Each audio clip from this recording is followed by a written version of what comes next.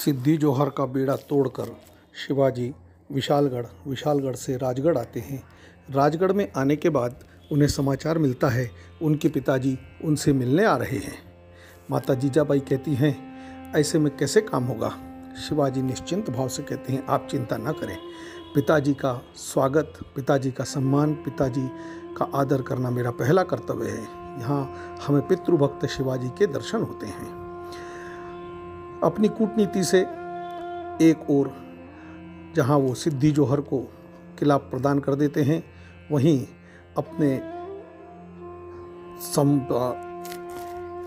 वकील के माध्यम से शाइस्ते खान को समझौते की आशा पर टिका कर रखते हैं।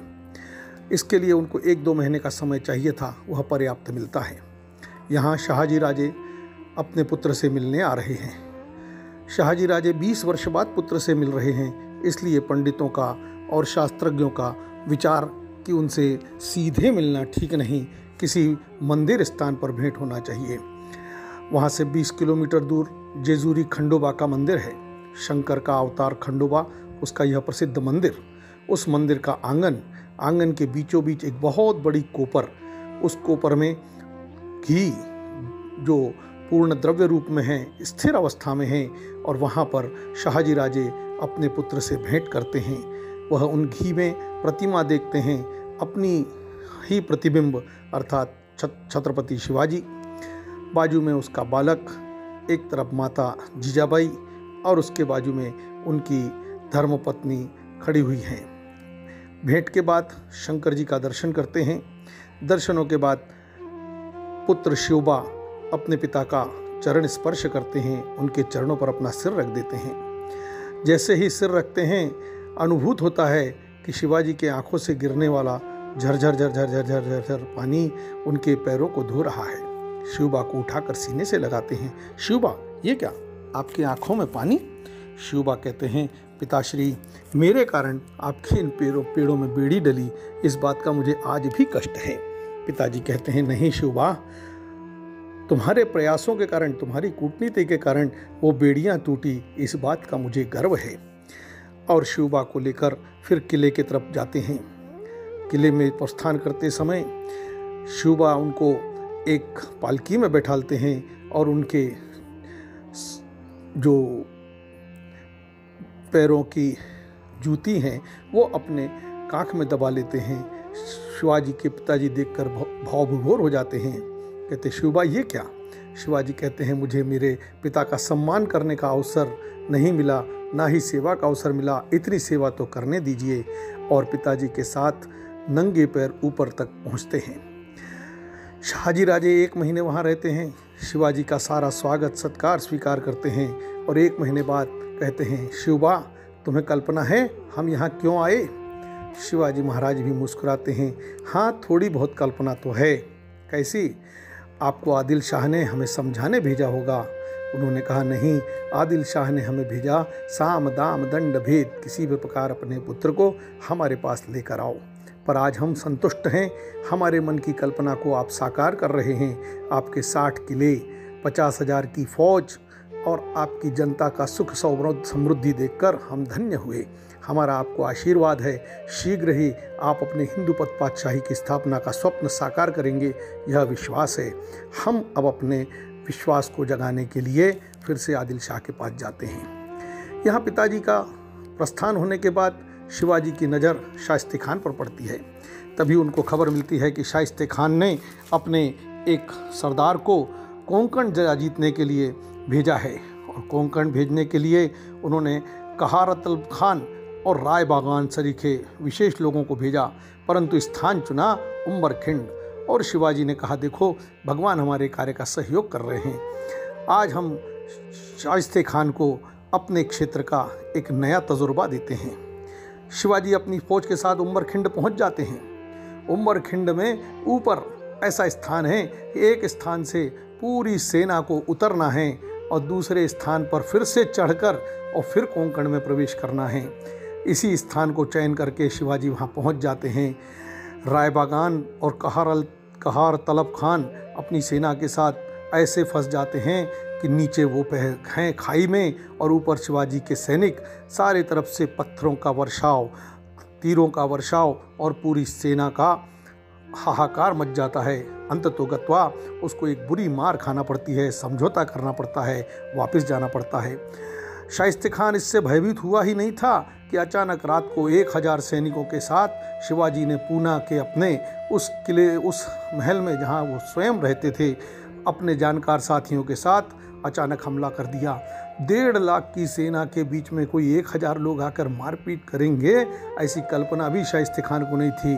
और शाइस्ते खान उस अंधेरे का फ़ायदा लेकर जब भागने लगा तो उसकी 3 उंगलियां कट गईं। सेना जब तक जागरूक होती तब तक तो शिवाजी वहाँ से निकल चुका था। उसका पीछा करने के लिए सेना भेजी जाती है। एक जगह जंगल में चारों तरफ आग ही आग दिखाई देती है, सेना उसका पीछा करती है, तब भी वहाँ पर उसको केवल बैल प्राप्त होते हैं। वहाँ से फिर सेना दौड़ती है और कोंढाणा किला खुला देखती है।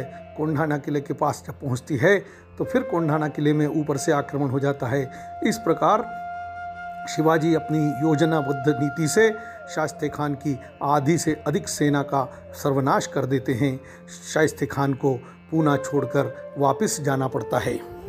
यहाँ से शिवाजी रुकते नहीं हैं और सीधे अपने इस पूरे समय में, जो 2-3 वर्ष का समय था, जिसमें शिवाजी के बहुत से गांव का सर्वनाश शाइस्ते खान ने किया, बहुत से किलों को भी नुकसान पहुंचाया, इन सब की भरपाई करने के लिए उन्हीं के क्षेत्र का सूरत, जो मुग़ल साम्राज्य के अंतर्गत आता है, उस सूरत को बेसूरत कर दिया। वहाँ से लौटते समय शिवाजी की दूरदृष्टि हमारे ध्यान में आती है। वो पूछते हैं कि यहीं से लौटते समय हम फिर कोंकण चलेंगे और कोंकण में अपना जो समुद्री बेड़ा हमने तैयार किया है उसका दर्शन करेंगे। वहाँ पहुंचकर देखते हैं कि हमारे समुद्री युद्धपोत तैयार हैं, पर एक चीज़ की अभी कमी है कि हम इन युद्धपोतों को तो रख रहे हैं, युद्धपोतों का संरक्षण कैसे होगा। समुद्री तट पर घूमते घूमते अचानक एक स्थान दिखाई पड़ता है। उस स्थान पर शिवाजी वहाँ के साथियों के साथ जाते हैं, देखते हैं और एक नई कल्पना सामने लेकर आते हैं।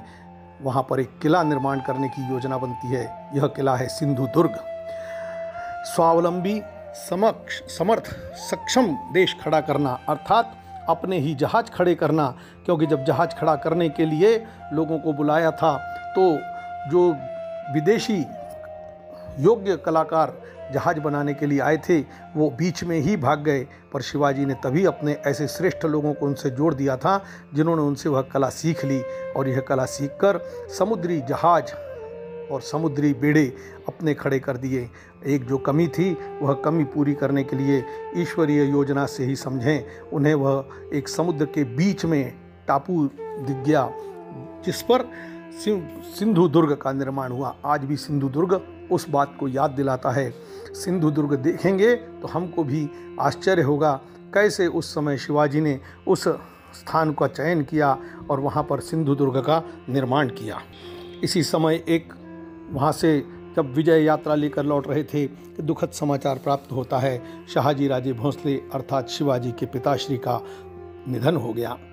और यही नहीं तो माता जीजाबाई सती जाने के लिए तैयार हैं। शिवाजी वेग से वापस अपने गढ़ पर आते हैं और गढ़ पर आकर सीधे अपने माता जीजाबाई से मिलते हैं। उनके गोदी में बैठकर दोनों अश्रुपात करते रहते हैं। अश्रुपात करने के थमने के बाद शिवाजी कहते हैं, माता आपने मुझे वचन दिया था कि तुम यह हिंदू साम्राज्य स्थापित करो।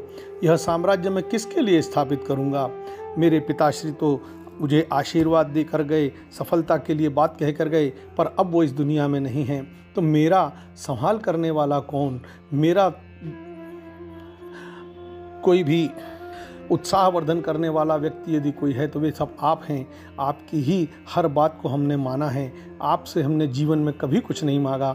हम एक ही बात आपसे मांग रहे हैं, माता हमारा यह यश देखने के लिए, हमारे ईश्वर के कार्य को संपन्न देखते हुए इस कार्य का पूर्णाहुति करने के लिए आप कम से कम सती न जाएं, यह आश्वासन मुझे दीजिए। और माता जीजा मान जाती हैं, सती होने से लौट जाती हैं। शिवाजी वहीं पर अपने पिताजी के संस्कार करते हैं। संस्कार करने के बाद लगभग 1 वर्ष के बाद एक समाचार आता है मिर्जा राजा जय सिंह फिर से औरंगजेब का एक बृहत्तम सरदार 2.5 लाख की सेना लेकर शिवाजी का नाश करने के लिए चल पड़ा है।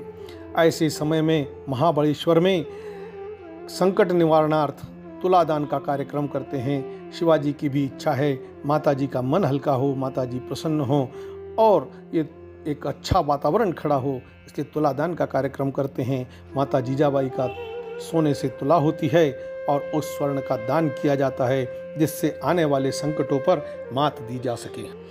मिर्जा राजा जय सिंह जो औरंगजेब के सबसे प्रमुख सरदार हैं, 2.5 लाख की सेना लेकर निकले हुए हैं।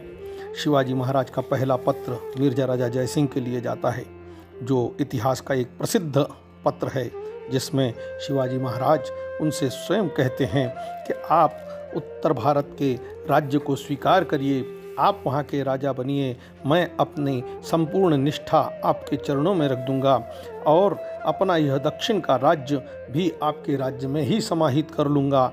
आप क्यों नहीं समझ रहे हैं कि जिसके प्रति आप इतने समर्पित हैं वह हमारे लोगों की ही हत्या कर रहा है, हमें आपस में लड़ा रहा है, गायें सुरक्षित नहीं हैं, माताएं बहनें सुरक्षित नहीं हैं, हमारी संस्कृति सुरक्षित नहीं है, हमारे विचार सुरक्षित नहीं हैं। ऐसे समय में हमारे और आपके बीच में यह युद्ध कराना उसकी योजना का अंग है। कृपया आप अपने स्वयं को पहचानिए और हमारे साथ हमारी राष्ट्रभक्ति को जानकर हमें आशीर्वाद दीजिए, हम आपके साथ हैं। ऐसा आग्रहपूर्वक यह ऐतिहासिक पत्र शिवबा का मिर्जा राजा जय सिंह को जाता है। शिवाजी महाराज को जैसे ही पता लगा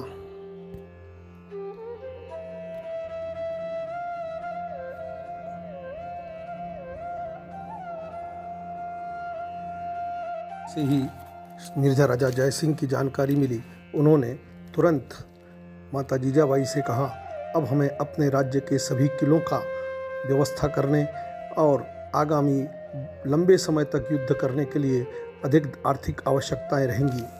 अतः उन्होंने अपना पहला समुद्री अभियान प्रारंभ किया और अपने 3 बड़े युद्धपोत और 85 छोटी युद्ध नौकाओं को लेकर गोवा की तरफ बढ़ चले। गोवा राज्य के पास से निकलते हुए वो आगे बढ़ते हैं और कारवार बंदरगाह जो है उस बंदरगाह पर आक्रमण करते हैं। उस कारवार बंदरगाह पे पूरी अंग्रेज़ों का बंदरगाह है। उस संपन्न बंदरगाह को प्राप्त करने के लिए जैसे ही पहुंचते हैं, वहाँ पर आदिल शाही का सूबेदार शेर शाह है, वो बुद्धिमान निकला। उसने अपने वहाँ के बड़े व्यापारियों के साथ और अंग्रेज़ों के साथ बातचीत करके पर्याप्त वसूली की और शिवाजी महाराज को एक श्रेष्ठ और समृद्ध नजराना पेश किया, जिससे शिवाजी को उसके साथ समझौता करना पड़ा। और वह समझौता करके शिवाजी वहाँ से अपने सभी युद्धपोतों में संपूर्ण यह संपत्ति जमा करके और अपने राज्य की तरफ वापस आते हैं। शिवाजी का 35वां जन्मदिवस संपन्न होता है और शिवाजी महाराज मिर्जा राजा जय सिंह की युद्ध की तैयारी के लिए अपने सारे किलों का एक बार दौरा करने निकल पड़ते हैं। सारे किलों को पूर्ण रूप से तैयार करते हैं और हर एक को चेतावनी दी जाती है, किसी भी प्रकार से कोई भी अपने मन से कोई निर्णय ना करे, हमको यह युद्ध भी जीतना ही है और जो भी समाचार हमारा मिलेगा उसके साथ आप हमारे साथ खड़े रहेंगे। माता जीजाबाई से भी बातचीत करते हैं। मिर्जा राजा बहुत बुद्धिमान, अनुभवी एवं शूरवीर योद्धा हैं, हमारे सभी किलों पर वो आक्रमण कर सकते हैं, परंतु हम अब अपनी योजना साकार करने के लिए आपका आशीर्वाद चाहते हैं। वहाँ से उनका आशीर्वाद प्राप्त करते हैं और अपने साथियों के साथ मिर्जा राजा से पूर्ण युद्ध करने की तैयारी करते हैं। मिर्जा राजा युद्ध के साथ शिवाजी महाराज का युद्ध होता है। अनेक वर्षों तक युद्ध चलता है। अंततोगत्वा मिर्जा राजा जय सिंह के सामने शिवाजी को लगभग हार स्वीकार करने की स्थिति आने लगती है। ऐसे समय शिवाजी के मन में आता है, क्यों ना औरंगजेब के पास जाकर और वहाँ की स्थितियों का जायजा लिया जाए, संपूर्ण परिस्थितियों का अध्ययन किया जाए। और इसलिए शिवाजी अत्यंत दुखद मन से मिर्जा राजा जयसिंह के साथ समझौता करते हैं। समझौते में शिवाजी को अपने 23 किले देना पड़ते हैं। 60 किलों में से 23 किले शिवाजी को समर्पण करना पड़ते हैं। अपने पुत्र संभाजी को उनके पास रखना पड़ता है, जमानत के रूप में रखना पड़ता है। और फिर कुछ दिनों बाद समाचार आता है, औरंगजेब ने शिवाजी को अपने आगरा आने की अनुमति दी है और उनसे भेंट करने का समय निर्धारण हो रहा है। शिवाजी भी प्रसन्नता दिखाते हैं, परंतु अंतर्मन बहुत व्यथित भी है, चिंतित भी है। माता जीजाबाई भी बहुत व्यथित और चिंतित हैं कि आप अपने इस छोटे बालक को लेकर ऐसे शत्रु के पास जा रहे हैं जिसका कोई भरोसा नहीं है, ऐसे धोखाबाज दगाबाज के पास आप जा रहे हैं। शिवाजी कहते हैं, माँ जैसी माँ की इच्छा। आखिर हमको यदि पूरे भारत पर साम्राज्य स्थापित करना है तो पूरे भारत को समझना भी होगा, और इसी अवसर का लाभ लेकर इस बुराई में से अच्छाई यही है कि हम स्वयं मिर्जा राजा जयसिंह से समझौता कर लें, अपने किलों की सुरक्षा कर लें और आगरा तक जाकर वहाँ की परिस्थितियों का अध्ययन कर लें। ऐसा दृढ़ निश्चय करके शिवाजी अपने पुत्र के साथ आगरा की ओर प्रस्थान करते हैं। आगरा के दरबार में शिवाजी किस प्रकार से अपमान होता है और कैसे शिवाजी को औरंगजेब अपना धोखा देकर बंदी बनाता है, शिवाजी वहाँ से कैसे पलायन करते हैं, इस घटना पर अपन कल विचार करेंगे।